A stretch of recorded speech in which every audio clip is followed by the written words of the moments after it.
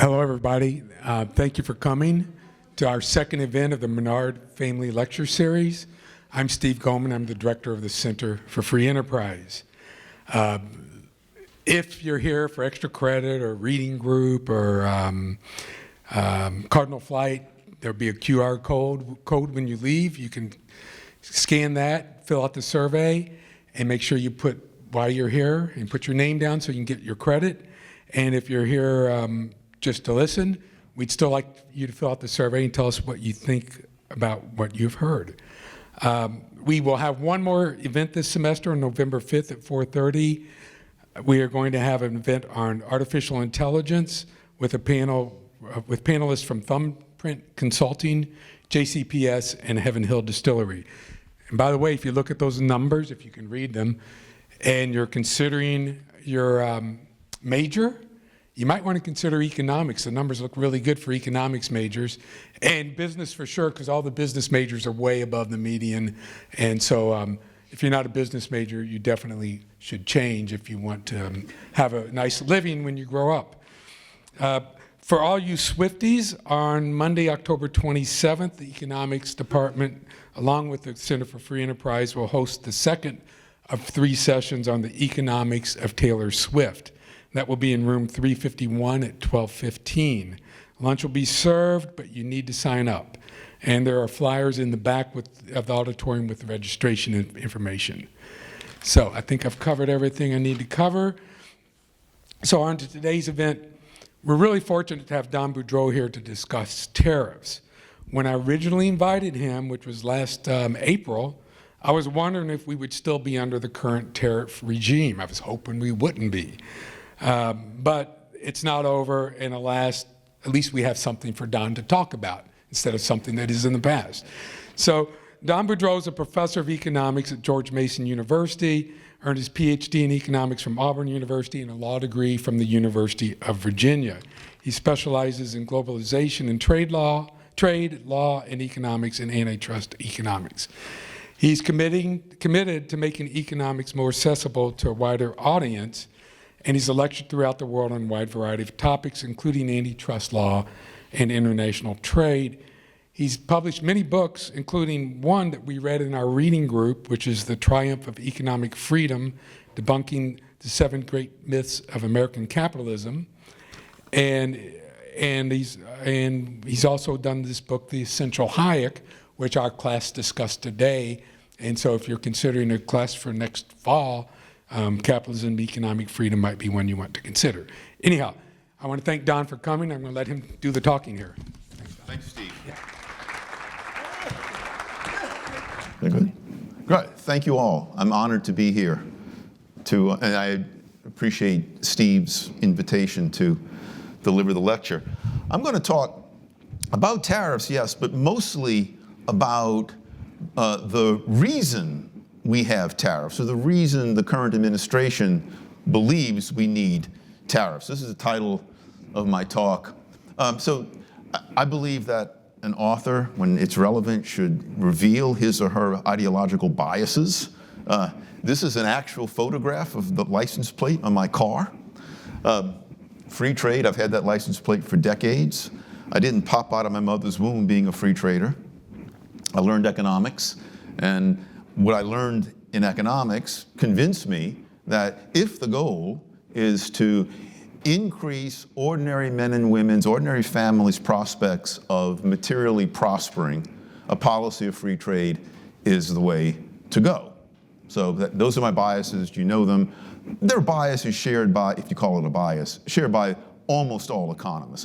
What I'm about to say about trade is not unique to me. It's not a tiny sliver of the economics profession. It's by no means all of the economics profession, but it does, I think, accurately describe a consensus. So there's a narrative that has been on the loose now for well over 30 years. It was started by, this narrative was, by mostly people on the political left, Paul Krugman, Robert Reich, but it has been taken over big time by President Trump and other MAGA supporters of tariffs. And that narrative goes like this: we don't make things anymore. You've heard it. We don't make things anymore.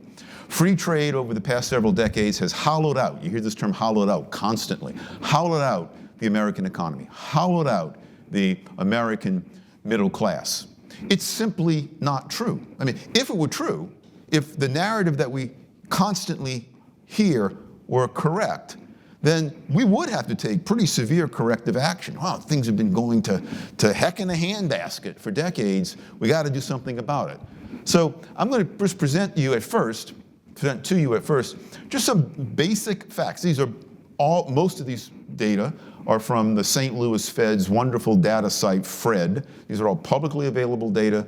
You can go on the internet, which is what I did, to find them. They're not disputed by anyone who knows the data, but I think these are pretty straightforward. So this first one is industrial production. From 1919 monthly up through August of this year, the latest month for which I can get data. And as you can see, industrial production has gone up steadily. This, by the way, 1975, that's the last year that America ran a trade surplus. 1994, that's the year NAFTA took effect. 2001, that's the year China joined the WTO. Industrial production hit its all-time high in February of this year, and it's just in August, it's just barely below its all-time high. So we clearly still make things. This is industrial capacity. Well, if we keep free trading with foreigners, we no longer have the capacity to make things. When we get attacked by the Canadians, we won't have any capacity to repel their insistence on forcing us to watch ice hockey. This is a measure of industrial capacity going back to 1967. It today is at an all-time high. Our capacity to produce industrial output is today at an all-time high.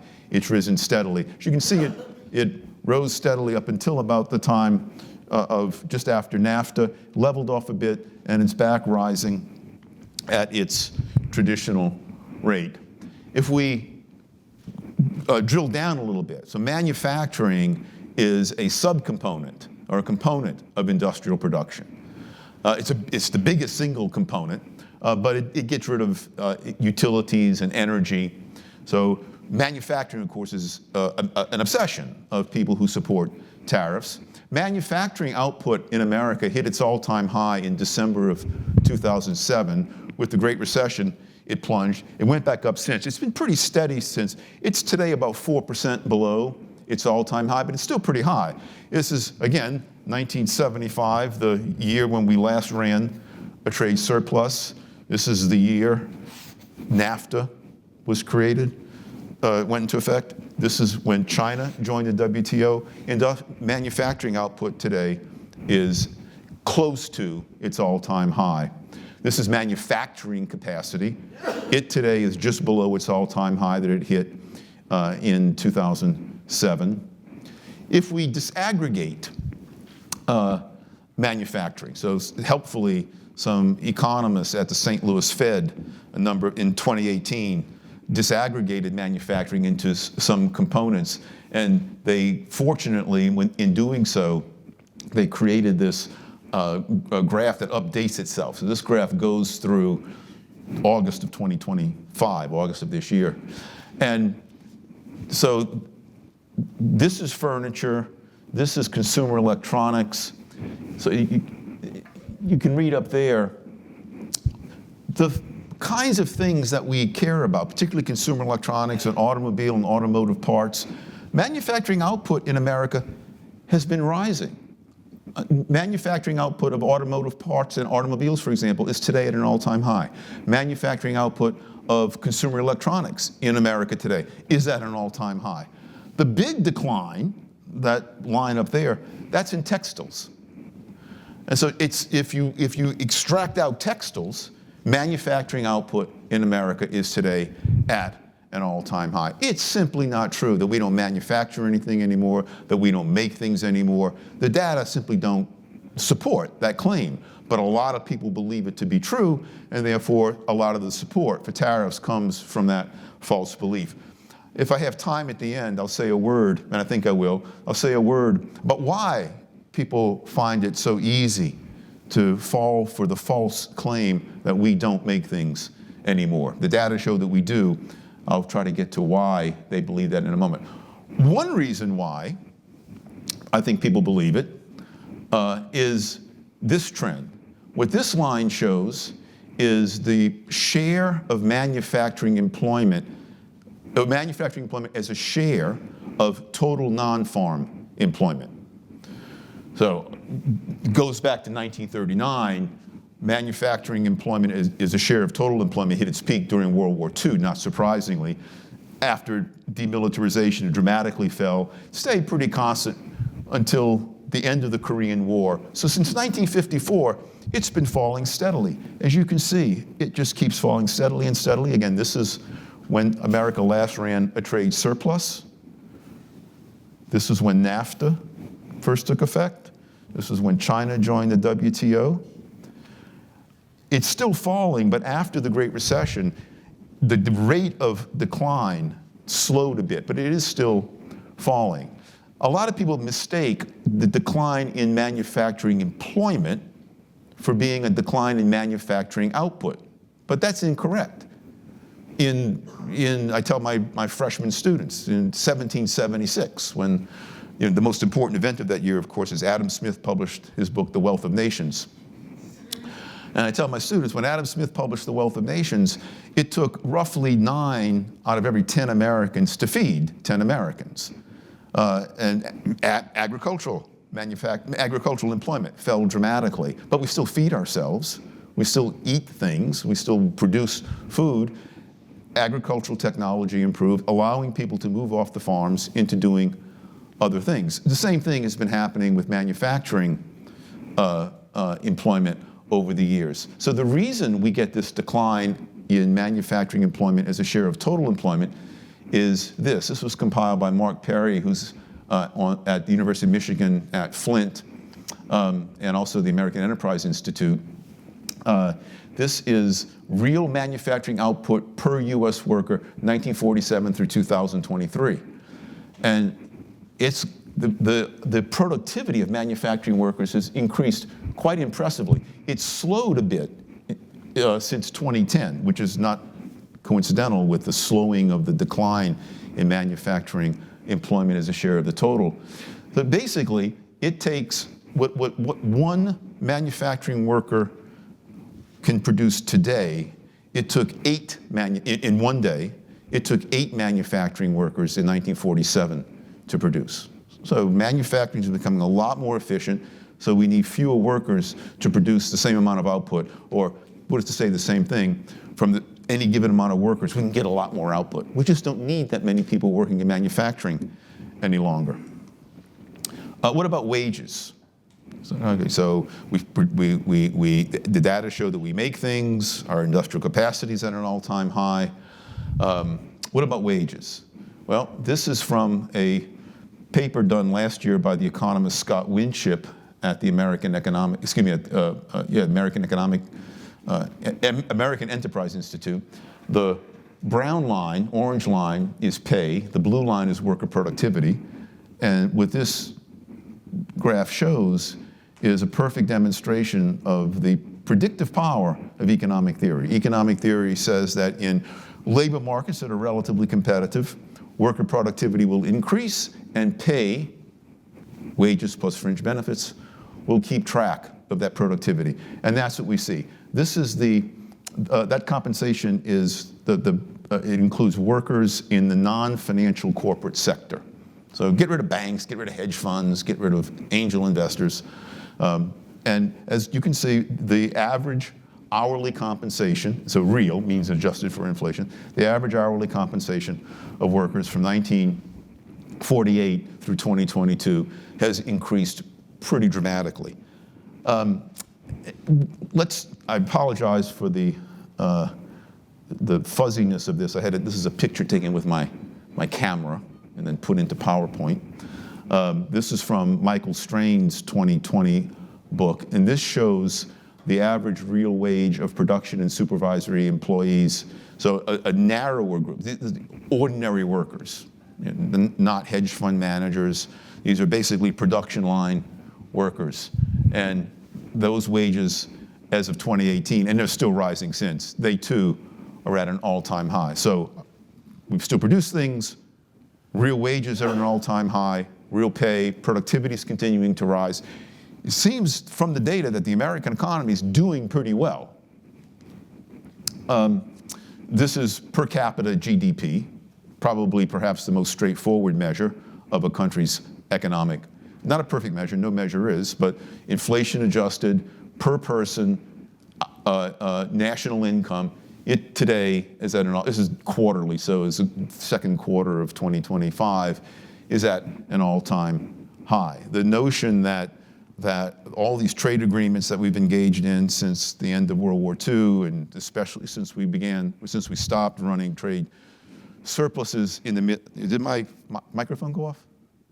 Oh, okay. Since we stopped running trade surpluses in 1975, that somehow all of our wealth has been drained from the economy is simply false, as this graph alone is sufficient to show. You might remember this, or you might not remember this. In 2016, a famous among economists, paper was published called The China Shock, done by very famous economists. David Autor is at MIT, perhaps is the most highly ranked economics department in the world. At the time, he was department chairman. Very famous, very competent econometrician, very skilled at assembling and reporting data. So what Autor and his co-authors did was they said, look, we know China got permanent most favored nation trading status with America in 1999. And so we're going to identify those locales, call them commuting zones, those locales in the US that we have reason to believe were especially subject to being affected by increased imports from China. And we want to measure, as best as we can, how many jobs were destroyed in manufacturing in those sectors, in those commuting zones, when China got permanent most favored nation trading status. The reason this is an important paper is because this version was published in January of 2016. That's the year, of course, Donald Trump is running against Hillary Clinton for president. Hillary Clinton and Donald Trump didn't agree on very much. They did agree on this paper, however. They both cited this paper, their campaigns cited this paper as proof positive that free trade has harmed America. I'm going to give you the numbers in just a moment. I'm giving it to you in the form of a pop quiz. Both Donald Trump and Hillary Clinton, China shock. We got MIT economists. This is proof positive that this free trade stuff has been a disaster for America. Let me point out, just to be clear, these authors looked only at a certain section of the economy. They were not looking at the entire American economy. Put that point aside. So, like all these papers, what they do, what good econometricians do, is give a range of estimates. All right, so the lowball estimate to the highest feasible estimate. So the China shock period they studied from January of 1999 through 2011. That's 13 years, 156 months. So, pop quiz. What is the top number of jobs that these authors found were likely destroyed in that region of the country that was most affected by trade with China? What's the top number of jobs that were destroyed? 2.4 million, 12.4 million, 24 million, 124 million. Anybody want to guess? A, correct. You're all very good. A, pop quiz. You get a good grade. That seems like a big number. I mean, I can remember the campaigns in 2016. 2.4 million American jobs were destroyed by trade with China. This is terrible. We need to stop this. Hillary Clinton even explicitly said, well, when Bill was in office, I thought free trade was great, but now I know it's not. It's not a direct quotation, but she said that. Here's another pop quiz. So I did this. It took the 10 years from 2010 through 2019. Not a recessionary period. These were boom years. And you can go to the Bureau of Labor Statistics and find data on monthly discharges and separations. These are people who lose their jobs because their firms are downsizing, because their firms go out of business, not retirees, not people going back to school, people who have jobs that they don't want to lose but who lose them anyway.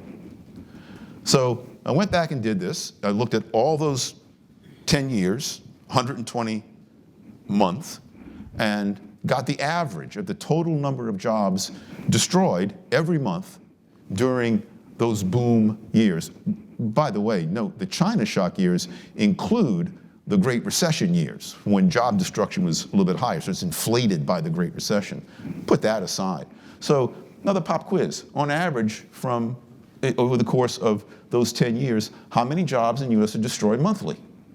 1,700, 17,000, 170,000, 1.7 million. You can probably tell where I'm going. It's 1.7 million. 1.7 million jobs every month are destroyed in the United States. In other words, in non-recessionary times in the US, every 42 days witnesses the destruction of the same number of jobs that it took 13 years for trade with China to destroy. The bottom line is that the China shock numbers are a rounding error. In fact, I don't even really believe them. I think they're too tiny. It's about 1% of job destruction. We in the United States have an incredibly entrepreneurial, dynamic economy. Jobs are being created and destroyed constantly. The China numbers are minuscule, and yet they were demagogued in order to make a case against free trade during the 2016, and people still use the China shock paper, by the way, to make a case against free trade. You all know who this guy is, Jonas Salk. This is an example of how jobs are destroyed that have nothing to do with trade. Think of all the jobs that this guy destroyed in the mid-1950s when he came up with that. That's a vaccine that's really good. Right? Need it once, perfectly safe, perfectly effective, lasts a lifetime. All these people who were making crutches and leg braces and iron lung machines and wheelchairs out of jobs. No one says, well, maybe we should have slowed down the introduction of the polio vaccine in order to keep the leg brace workers in business. This is just an example of one fairly prominent way that jobs are destroyed. I like this example. Maybe some of you remember this. I don't know if it was true here. It was true in Washington, D.C. Back in the late 1980s, that bumper sticker was really popular. You'd see, buy a foreign car, put 10 Americans out of work. And you know what the intent is. You're supposed to feel guilty if you're driving a Toyota or a Mercedes. I bought a foreign car, put 10 Americans out of work. I'm a terrible person. Government should stop me from doing that. Should put a tariff on foreign-made automobiles. By the way, the number, one foreign car, 10 Americans out of work, is completely ridiculous, but that would mean something like, several billion Americans lost jobs. But you might agree with the sentiment. Yeah, maybe you should buy an American-made car to employ Americans. I found this picture in Google. This is exactly the same kind of car that I learned to drive in when I was 15 years old. My parents' first new car. It's a 1963 Buick Skylark. I have fond memories of the car. So the reason I'm showing it is because I remember very clearly, in 1989, I'm driving on the Washington Beltway, and I see that car. I don't know if it's that one, but it was a black Buick Skylark, 1963. And I remember, oh, wow, that's the car that my parents had a long time ago. And then as I got closer to it, it had that bumper sticker on it. And then, at first I didn't think anything of it, and you might not think anything of it either. A Buick Skylark, that's a General Motors product. It was almost certainly made it was certainly made in America. But then I got to thinking. I'm driving. This is 1989. That car was built in 1962 or 1963. How many American auto workers did the driver of that car employ recently? Maybe we should change that bumper sticker to read, drive an old car, put 10 Americans out of work.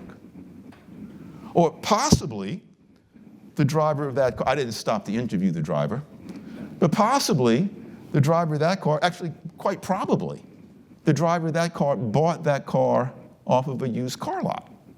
So maybe the bumper sticker should read, buy a used car, put 10 Americans out of work. The point is not to be cute, although I hope I'm being cute.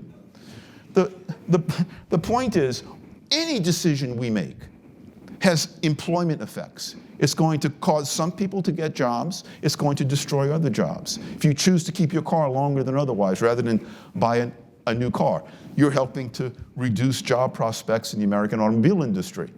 If you buy a used car, you're doing the same thing. If you buy a new car, you spend a lot of money on that, meaning you have less money to spend going out to eat or buying more furniture for your house, causing jobs there to fall.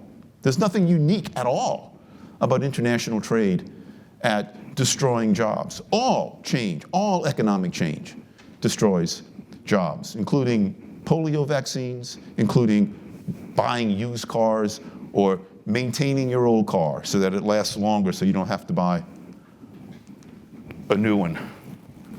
Real exports of goods and services have gone up. Real meaning, again, inflation-adjusted exports. This is from the same data source, and I say real exports of goods and services. I do want to emphasize, I'm going off a little off script now, but the Trump administration, their complaint is that America, they look only at trade in goods, and they ignore services. Here's a trivia question for you. I don't have a slide for it. Anybody know, if you divide the American economy into services, manufacturing, and agriculture and mining, so that's 100% of the economy. Every economic activity is one of those three things. It's either a service activity, a manufacturing activity, or an agricultural or mining activity. In what year did the service sector become the biggest sector of the American economy? Anyone want to guess? 1911. 1911. That's when the service sector became the single biggest sector of the American economy. We're all in the service sector. I'm sure most of us are. If you're a student here, you're in school because you want to work in the service sector. The service sector gets derided. 80% of US GDP is produced in the service sector. Only 20% is produced in industry or agriculture combined. And so to ignore services is to ignore 80% of the American economy. Anyway, this is real exports of goods and services from 1947 through the second quarter of this year. They're near an all-time high. They hit an all-time high in the third quarter of 2024. So we still export stuff. You would not get that impression if you listen to commentary about trade. But what people will tell you is, oh yes, but we import even more. And that's true. Our imports, certainly since 1976, have gone up more than our exports, which means we run a trade deficit. That's what a trade deficit is. Basically, the value of exports exceeds the value of imports. And we've run, the last time we ran, by most conventional measures, an annual trade surplus was 1975. We've been running trade deficits annually since 1976. I graduated from high school in 1976.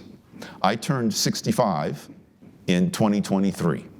For my entire adult life, America has run an annual trade deficit. And people tell you, President Trump tells you this, Senator Sanders tells you this too, as does Senator Warren. that trade deficits drain wealth from the American economy. This is a national emergency. President Trump is justifying his Liberation Day tariffs on the basis of U.S. trade deficits in goods. It's such a national emergency, we have to stop it now.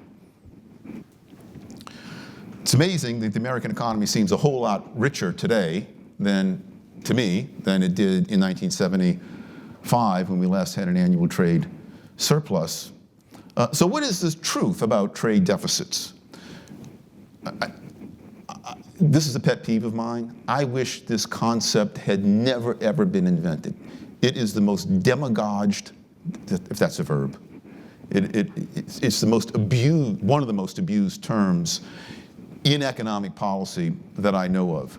Because the term trade deficit sounds bad. It's an accounting identity. And so people will say this, so trade balance is domestic savings minus domestic investment. If we're running a trade deficit, that means domestic investment is higher than domestic savings. That sounds really bad. We're not saving enough. What that overlooks is that foreigners contribute their savings to America. Whenever you hear the term trade deficit, or to be a little bit pedantic, it's more correct term, current account deficit, but that sounds very confusing. I'll continue to use the word trade deficit. Whenever you hear the term trade deficit, you can substitute in your mind the following term: capital account surplus. They mean the same thing.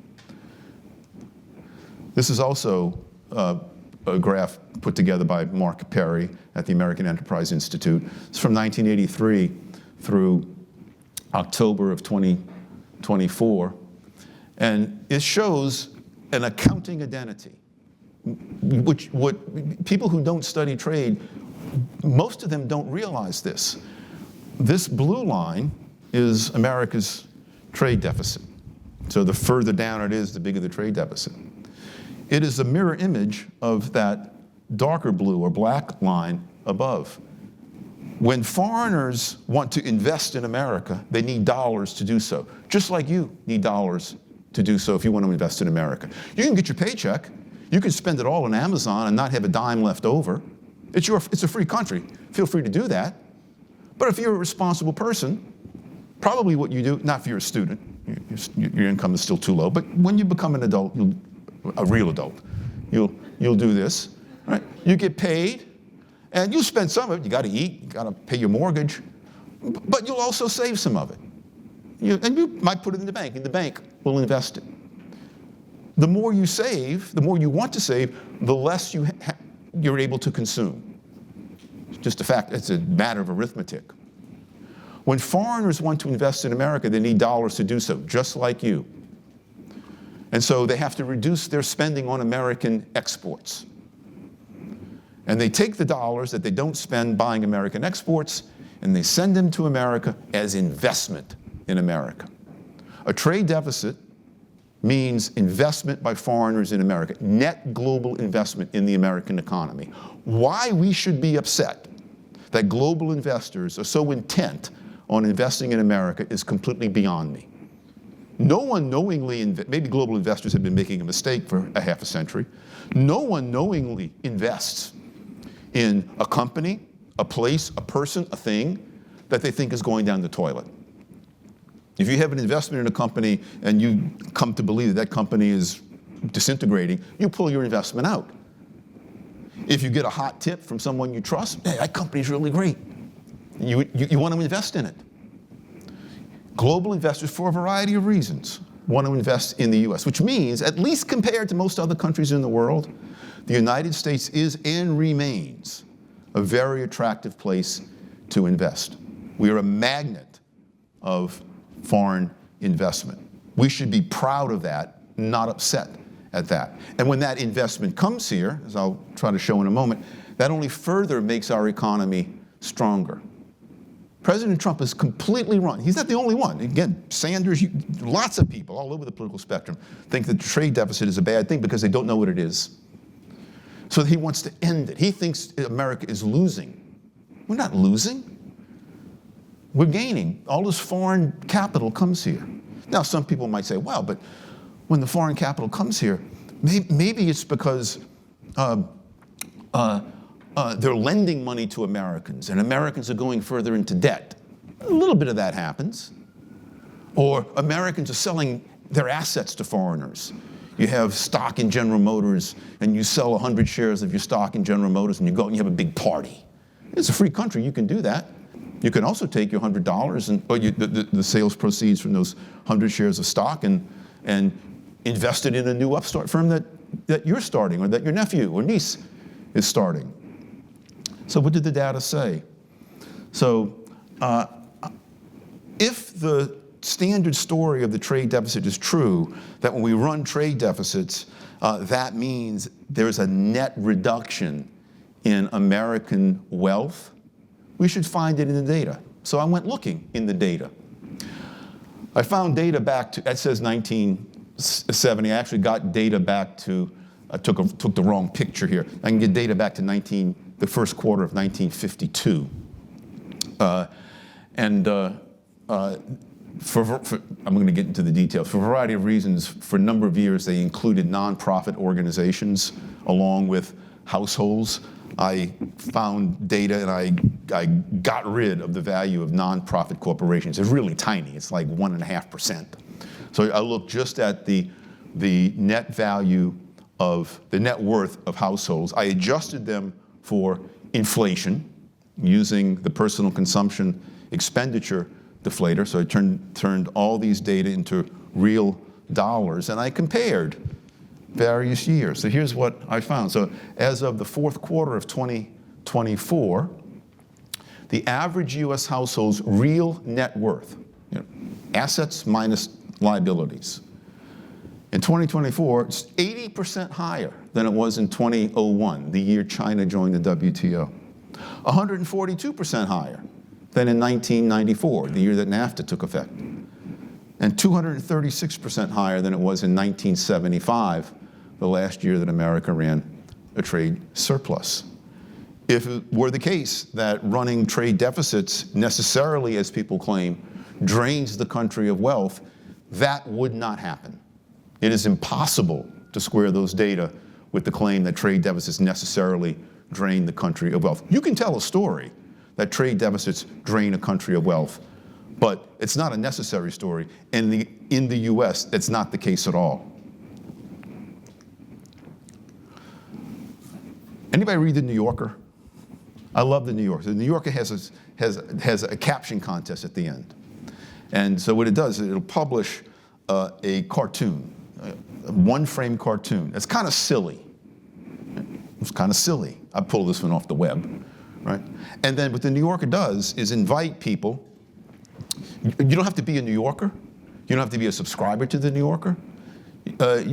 Anybody in the world, no matter where they are, can submit captions to go along with that cartoon in order to make the cartoon funny. By itself, it's just a silly picture. You look at it and say, well, it's interesting, but it doesn't really provide much in the way of human satisfaction. It doesn't make you laugh. It's just a silly picture. And so the New Yorker invites people to submit captions, and then they start with 3. They winnow out the top 3, and they publish those in the magazine, and then readers get to vote on which one is the best. And the captions make the cartoon. You can think of the cartoon as a kind of opportunity, an unexploited opportunity in America, a piece of capital good that's not being employed very well. And it needs a good idea to make it more valuable to humanity. And that good idea could come from America. Well, we're only 4% of the world population. There's no reason for us to think, I'm a proud American, but there's no reason for us to think that all good entrepreneurial ideas are in this 4% of the population that lives in the United States, and that the 96% of the people who live outside of the US don't have good ideas. The New Yorker is wise. Again, it doesn't require that people who submit, who spend their time basically investing time to make that cartoon more valuable. You don't have to be a New Yorker or a subscriber. So here's, I couldn't find a really good full picture of what they do, but here's one submitted caption. I still wish we'd gotten the pool instead of this ridiculous sculpture. That makes it kind of funny. Okay. Now it's a little bit more valuable. Here's the winning caption for this one. I like this. I told you this house was too close to the moon. See, you laugh. You didn't laugh when I put the first thing up. It was just a silly picture. Now, when it's combined with this new idea, the thing becomes more valuable. We can think of opportunities in America, America's capital stock, as demanding good ideas to make it more valuable. And one of the great things about the United States, I spend a lot of time complaining about U.S. policy. But one of the great things about U.S. policy over the long run is that we have been enormously open to foreign investment, unlike many other countries. We basically say, you got a good idea? Come here. So people come here with their good ideas. Those ideas are attached most frequently to forms of investment, loanable funds, money spent as equity, and they come to America and they combine with our resources and our capital stock, and they make those resources and capital stock more valuable, which is one reason why the net worth of U.S. households, average net worth of U.S. households, is higher. This is my great hero, Adam Smith. I once had a Scottish Terrier dog named Adam Smith. When my son was born in 1997, the dog was still alive. I wish the dog had died a year earlier because I wanted to name my son Adam Smith. My wife wouldn't let me do it. She didn't want a dog and a son with the same name. But I'm a great admirer of Adam Smith. And in 1776, he inquired into the nature and causes of the wealth of nations. And the core of that book is an attack on mercantilism. It's an attack on the idea that trade is a zero-sum game. Adam Smith explained that it's a positive-sum game. He attacked the notion that a trade deficit, it was a big deal back then. He attacked the notion that a trade deficit means a net loss for the economy. To quote Adam Smith, he's eminently quotable, to quote Adam Smith, nothing, however, can be so absurd as this whole doctrine of the balance of trade. It's an absurd doctrine because whatever small light it might shed on the performance of an economy is swamped by the confusion that it spreads in the general populace. Sincere people say, oh, we're running trade deficits. It's really bad. We should stop it. I don't think we should. I'll end with this. This was taken with my cell phone in 2012. This is just the year Donald Trump was becoming politically active. He was on Rush Limbaugh a lot. And I was walking through a department store with my then 15-year-old son, and I saw a display of Donald Trump neckties. And I knew, because I study trade, I said, I know what I'm going to find here. So I stopped, and I turned the tie over and took a picture with my cell phone. In the mid-1970s, no one was taking pictures with cell phones, with phones. And made in China. Donald Trump's necktie is made in China. It's actually misleading. The made-in labels that you see, the second reason why people, in addition to the employment decline as a share, I think the biggest reason people think we don't make things anymore is that they go to Target, they go to Walmart, they get stuff from Amazon, and they see the label, and it says, made in China, made in Turkey, made in Vietnam. We don't make things anymore. Made-in labels today are meaningless. What those labels really mean, if you want to attach meaning to them, is final assembly occurred in. That silk almost certainly might not have been made in China.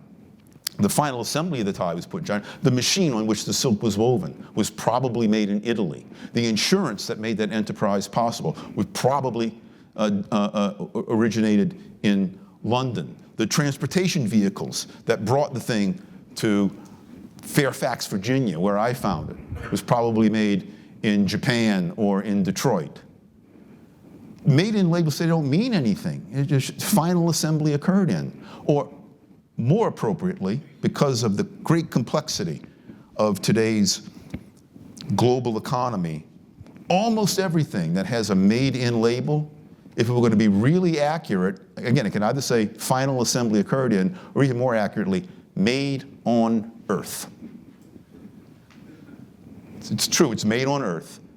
The made-in labels do not mean anything.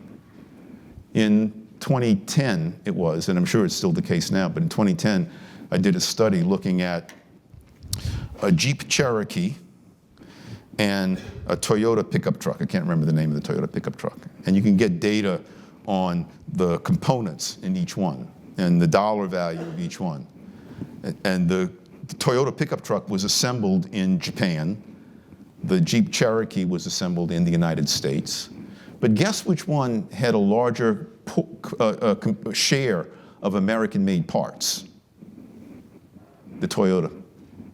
The Toyota was more of an American car than was the Jeep Cherokee, even though the Jeep Cherokee's final assembly took place in the US and the final assembly of the truck from Toyota took place in Japan. So a lot of the narrative, most of the narratives that people today express about the need for protectionism, high tariffs, they're simply mistaken, they're simply wrong. And not just subtly wrong, they are magnificently, blatantly, obviously wrong if you care to look at the data. I'm going to shut up now. I see my time has expired, and I'm happy to be assaulted with really difficult questions. So do it.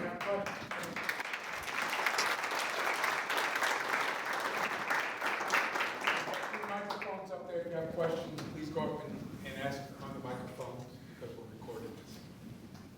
Feel free to ask any questions you want. About economics or trade. Yeah.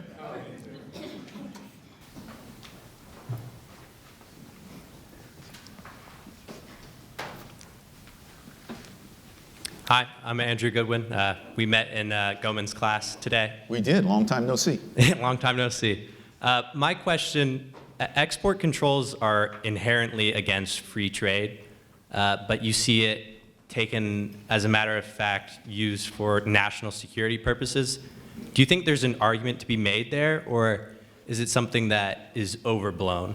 Yes, there's an argument to be made there. Even Adam Smith, as staunch a free trader as he was, had a clear national security exception to the case for free trade. And I think it's impossible to deny that for national security purposes, there probably are instances when the government should restrict trade. The problem is it's very easy to abuse that. Once that door is opened, then every producer under the sun is going to claim that the thing that it sells is vital to the national security, and so give us protection. So it's very difficult to keep it cabined, as they say. But yes, I think there is there are cases when the national security trumps the economic case. So, but let's be clear. The protection granted even legitimately for national security purposes, it doesn't make the economy richer. It makes the economy more secure. We pay a price for the greater security in terms of less commercial engagement with foreigners. It doesn't make us richer. It's not a free lunch. So, thank you. You're welcome. Okay, how you doing, Mark Lecter? Going Hi. to dinner with you after a while. Okay, great. I'm a free trader, but I'm also a fair trader. I've traveled all over Europe, and I've never seen a Ford or a Chevy in Europe. And Porsches and Mercedes and everything here. How does that balance out? I mean, Canada puts 150% on our dairy products because they don't want us to compete against them. How do we get free trade back and forth? I mean, I pity foreigners whose governments prevent them from trading freely. I do not think that we should punish ourselves just because foreign governments punish foreigners. The main victims of trade restrictions are citizens of the domestic economy. And so if it's the case that people in Europe would otherwise buy General Motors or more Ford products were it not for trade restrictions in Europe, they are the main victims, not us. And so the fact that they are being victimized by their government restricting their ability to spend their incomes as they peacefully choose, doesn't mean that we should victimize ourselves by following the same route. So I am like Adam Smith and most economists, I am a unilateral free trader. I pity foreigners who don't trade freely. I pity them. But I don't think we should then go down the same road. It only makes us poorer without solving any problems. Correct. In Kentucky, we're big bourbon producers, Yeah. of course, and right now we're getting killed. Yeah. In Europe, they're with their hammering us on tariffs on bourbon. So You have to do something to work it out, do you not? So in this real world that we live in, the best way to do it is the way that has been done since the end, well, actually since even before World War II, but especially since the end of World War II, up until the first Trump administration. And that is multilateral trade negotiations. I don't think these things are perfect, but I think the General Agreement on Tariffs and Trade, which was launched in 1947, and it later became the World Trade Organization in 1995, I think they have worked to lower trade barriers worldwide, and that has made trade freer and better. That's the way to do it. If you don't have those kinds of multilateral negotiations, you wind up with trade wars. Correct. Yeah, and no one wins. No one wins in a Now, trade war. sometimes I agree that we need to negotiate, but sometimes you need a little nudge to get them to negotiate maybe a little The trouble quicker. is those nudges never work, because the nudges, I say they never work. I'm sure you can find instances in which they work, but the nudges are hurting us. We're hurting ourselves. Basically, our government's saying, I'm going to hold our people hostage to another government. I'm going to hold our people hostage with trade restrictions until you stop holding your people hostage with trade restrictions. And it's highly unlikely to be a winning strategy. It was not a winning strategy for most of human history, which is why, after World War II, the great Cordell Hull, from the state just south of here, the Tennessee Cobden, as he was called, convinced American policymakers that the best way to go was to basically create this multilateral agreement to multilaterally negotiate tariffs down rather than having trade wars, because 99% of the time when you try to give those nudges, the other country says, oh yeah, we can nudge even Exactly. more. Yeah. Thank you very much. And one other final thing, just to show that I am an economist with my chops. There's an established proposition. It's now called the Lerner symmetry theorem, but Adam Smith knew it. This is now named after some economist in the 1930s. But whenever we restrict, you mentioned the bourbons, remind me of Yes. it. Whenever we restrict our imports, that means foreigners get fewer dollars, which means foreigners have fewer dollars to buy American exports. And so that's another way in which we're hurt. These trade restrictions not only damage the ability of American consumers to spread their incomes to spend their incomes as they choose, they also hurt American exporters, such as the bourbon exporters and the soybean producers in the I Midwest. think all Americans need to drink more bourbon. That's our issue. Well, yes, sir.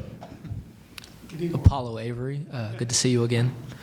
Yep. How would we go about decoupling the U.S. government from our pockets at this point? That's a big question. I wish I knew the answer to that. I do think government is too big and too intrusive and too officious. And if I knew the answer to that, I'd be rushing back to Washington right now in order to put it into effect immediately rather than spending time answering your question. I don't know. I don't know. I mean, I think economic education, what Steve is doing here, education in general, teaching people to think, teaching people to have critical minds, but certainly teaching economics. All this, we have to trust, helps move the policy in the right direction. I had a great colleague at George Mason. He died a few years ago rather suddenly, but he was a very famous economist named Robert Tollison. And Bob used to, whenever people would complain about, well, you know, economic policy is bad, and Bob, with his wonderful South Carolina accent, he'd say, Boudreaux, we're all part of the equilibrium. And what he meant by that is, yeah, you know, things might look bad from your perspective, but they'd look even worse if we weren't doing what we're doing. And so keep, you know, whatever your political views, if you don't express them, if you don't, in a civil way, things would tilt even more against you otherwise. So keep talking, keep educating. Thank you. Keep being a businessman. Yep. Thank you for being here. My name is Lynn Hampton. I'm an alumni a couple times from the University of Louisville and CEO of National Dulles before we moved back home. I wanted to ask you about your thoughts on the opinion that the tariffs of the 20s actually were caused the Depression to be longer and more severe. And I wonder if you could enlighten us in that area. You're talking about the Smoot-Hawley tariff, which went into effect in June of 1930. Yep. No question, the most infamous tariff hike in American history. By most measures, the most severe tariff hike in American history.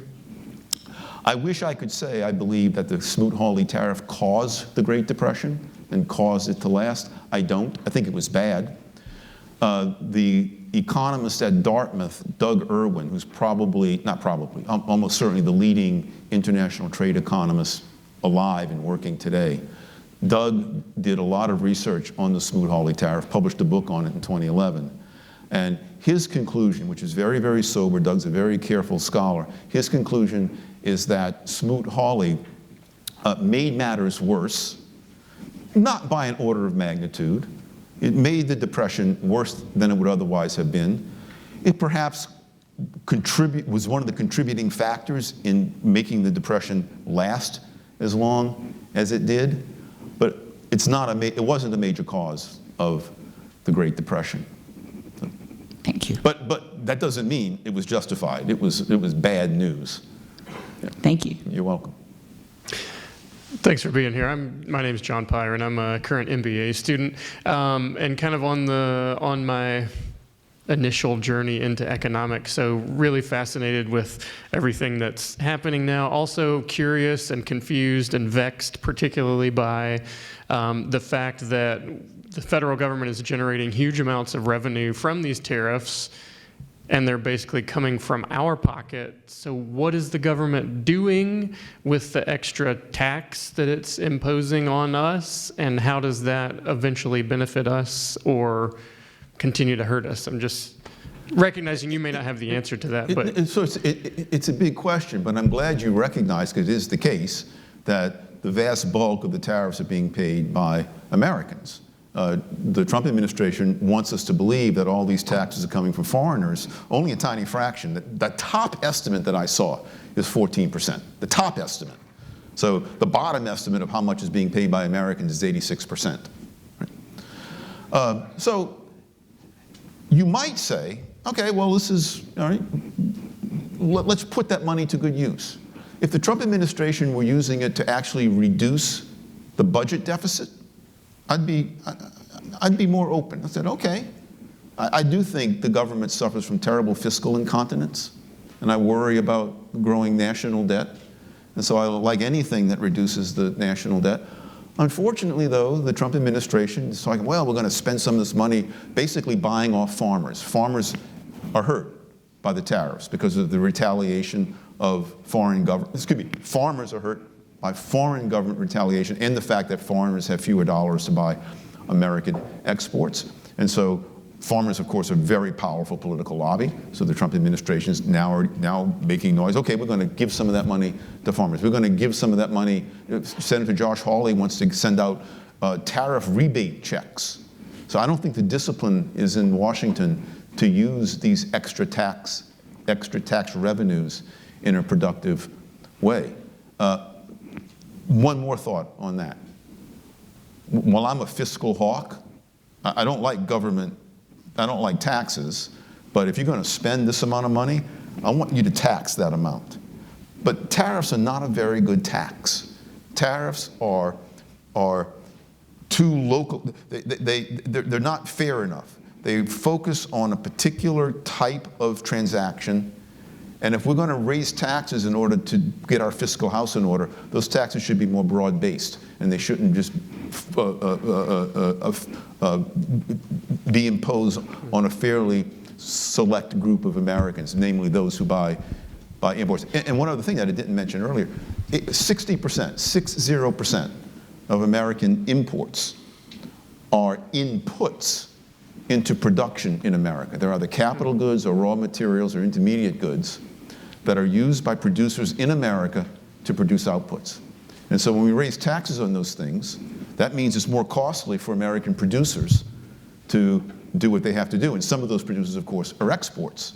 And so exports decline. So I'm all in favor of raising taxes in order to balance the budget, come closer to balancing the budget, but I do not think that the tariff revenues are the best source for that. Thanks. I teach economics here, and I'd like to ask you on what's your opinion on one-sidedness of a debate about tariffs. Almost everybody, including you, attack Trump tariffs, and we hear very little from the other side. But first Trump tariffs were significant, and studies that I'm familiar with do not show any significant effect on inflation, on economic growth. For latest round of tariffs, there are some positive outcomes, such as about $200 billion have been accumulated by the Treasury from those tariffs. Businesses adjusted very effectively. Effective tariff rate, according to Penn-Wharton model, just 9.5%, not those very high numbers that we hear from critics. So my question is, maybe it's too early to say that it was a terrible mistake, and positives are just so minor that the negatives are all what tariffs have brought about. So would you comment on this Yes. one-sidedness, and would you say that there are some positives that came out from the first Trump tariff and already coming out from the second? I don't think there's any positive that came out from the first Trump tariffs. If you look at the change in the GDP growth rate, it was higher in 2017 before the Trump tariffs were. He didn't impose his first tariffs until 2018. It was higher in 2017, and that rate fell in 2018. And the best analysts that I've seen attribute the bulk of that decline in the GDP growth rate in 2018 and 2019 to the Trump tariffs that were imposed starting in early 2018. So look, trade is not, as I'm indicated here, most of the American economy is domestic. And so you are correct. People, and I hated this when it happened, it was completely wrong to predict calamity from the tariffs. The tariffs are not going to cause calamity. It wasn't going to cause inflation to go into hyperinflation territory. It wasn't going to tank GDP. It was certainly not going to cause lasting unemployment. Those are exaggerated claims. But that doesn't mean that the tariffs themselves aren't harmful. The best estimates that I've seen from the Yale Budget Lab, I haven't seen the Penn thing, Yale Budget Lab and the Tax Foundation argue or show that, or predict that if the Trump tariffs, as announced, remain in effect, so if the courts if the courts allow them to continue, that there will be a reduction in GDP growth of anywhere between a half a percentage point annually to just over 1 percentage point annually. It's not cataclysmic, but over time, that builds up. And so I did a quick back-of-the-envelope calculation on this just a few days ago. And so if you take the lower bound estimate, right, Trump tariffs, as he announced them on Liberation Day, they get the approval of the US Supreme Court later this year. They stay in effect for 10 years. That it shaves off just a half a percentage point, the lower bound estimate, from GDP growth. That means the average American family, the average American per person will have about $5,000 less in income in 2035 than he or she has today. So for a family of four, that's $20,000 less. Now, these things compound over time. So I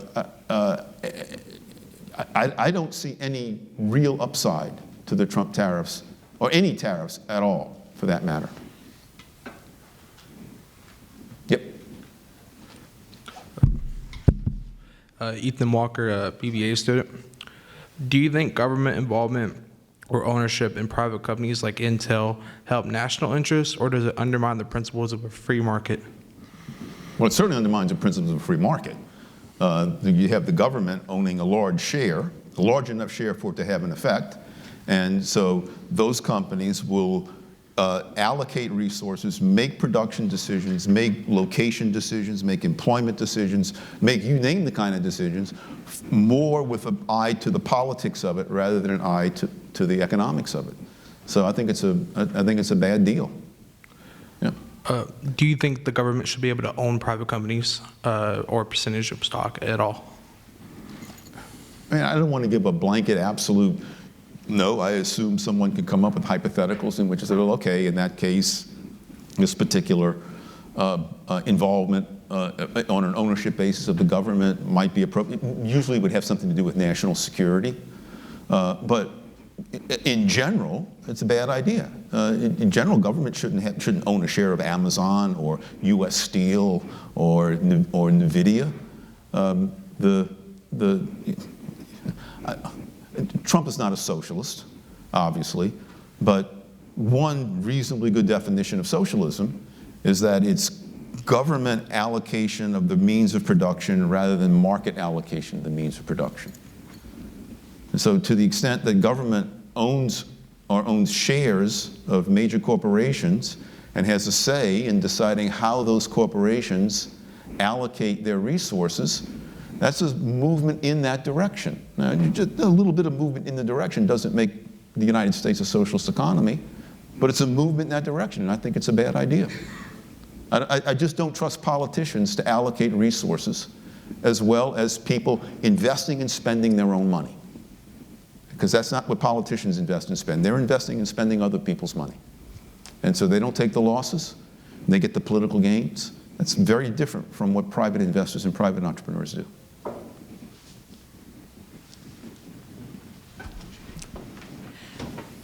My name is Rai. I work in manufacturing, but I'm pursuing a degree in accountancy. I'm in the book club that went over the 7 greatest myths. Oh, it's a great book. Got a lot of big feelings about it, specifically because of my background in manufacturing. And so if you would indulge me, I would like to ask you about a hypothetical, even though you just said that you didn't want to run them. Well, you can always come up with hypotheticals that, but let's hear it. Okay. So you don't like tariffs. You don't like government intervention in most private sectors. The current tariffs on steel and aluminum are damage control to try and save an industry that has been atrophying since the 70s and 80s due to infrastructure transitions that weren't aided by the government. We kind of just like let our steel industry flounder as like Europe wasn't having to deal with the burden of infrastructure. So I wanted to ask you if you were able to go back in time to put us in a position to not need these tariffs, how would you go about protecting an industry without utilizing government intervention? The steel industry has been among the most protected industries in American history for quite some time. It is simply not the case that the United States government did not protect the steel industry. It is constantly getting tariff protection from Washington. And I think that's a big reason why the steel industry has atrophied. When you become dependent upon being protected from competition, you become lazy. You become less innovative. Your skills become more channeled toward seeking privileges from people in Washington rather than from running your businesses in an entrepreneurial and innovative way. And that's largely what happened to the American steel. I think that's all that happened to the American steel industry. That was a big part of what happened to the American steel industry. And so they got protection. As economics predicts, they became weaker, less innovative. And so they're saying, well, I'm weak unless I'm not very innovative. Protect me. I don't see why another round of protection is going to make them any better. Now again, you know, when we're dealing with very practical questions of national security, I might be willing, as a hypothetical, to say, all right, we've given them protection, they've abused the privilege, but we need X amount of steel capacity, so let's protect them. However, during the 2018 episode, when Trump is imposing his 2018 steel tariffs, they had a Defense Department report that said, you know, go to the people who know. And the Defense Department said, no, we don't really need these steel tariffs. We have ample ability to get steel from our current sources, and we don't need the tariffs at all. Trump's own Defense Department said we didn't need those steel tariffs for national defense purposes. I just want to level the playing field. I also don't like the steel tariffs. Okay. So how would you, as an entrepreneur, cope with a change in the industry that means that all of your sunk capital has been wasted? So what caused it to be wasted?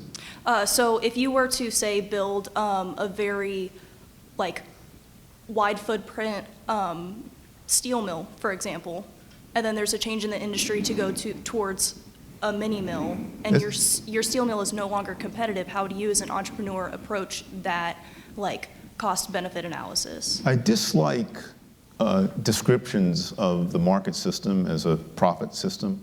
It's a profit and loss system. And so if you're going to discipline entrepreneurs and investors to make the right choices, I think you have to allow them to reap whatever gains they can reap. You also have to allow them to suffer whatever losses they may suffer. And so when investments turn out to be bad, that's just part of the market economy, and you let those investments be liquidated. The more you keep them in those in that fashion that has already proven by your hypothesis to be unproductive, what that means is we're keeping scarce resources in unproductive uses. How's that good for the economy? I'm not saying that. I'm saying that you've invested all of this capital into this industry that is very reliable, and over in Europe, they don't have that same burden of infrastructure. So I don't know, but why would people in Europe not have the same? Or how were they producing steel without the infrastructure? they did not have the same level of manufacturing that we did whenever it came to steel. I'm sorry, I didn't mean to hold everybody hostage, No, it's but okay. I just wanted to know if you were to teleport back into the 70s and 80s, how would you approach this? You just let them. I would say let 'em eat all it? that protection that in the real world you got in the 70s, 80s, 90s, and 2000s, we're not going to give it to you. And that would have made them more productive, more innovative, and more cost conscious. The scale of their operations would have been much better. They'd have been much less likely to suffer the losses that you're worried about. I think we have 2 more questions. All right, Don, thanks for coming. Got a soft question for you, Okay. and I'll keep it short.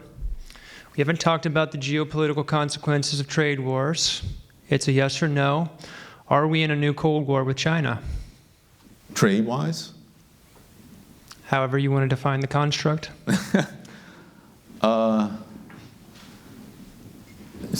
There's certainly tensions with China. Yeah. I'm not sure we're in the same kind of Cold War we were in with the Soviet Union. The Soviet Union was economically decrepit. We weren't economically struggling against the Soviet Union in the 60s and 70s because it was an economic basket case. China is not an economic basket case, although it's not the world killer that a lot of people suppose it to be. But it does have some highly productive industries. I think Trump's militarism, his belligerence on the trade front, brings out belligerence in foreign governments, no more so than in Beijing. And so, yeah, I guess I don't have any objection to calling that at least a harbinger of a cold trade war that might begin. But I wouldn't want to bet my pension on that. I mean, 'cause, first of all, Trump, he just changes every day. You can never tell. Tomorrow he may come up with some new idea. I don't know, but yeah, I think it's quite reasonable.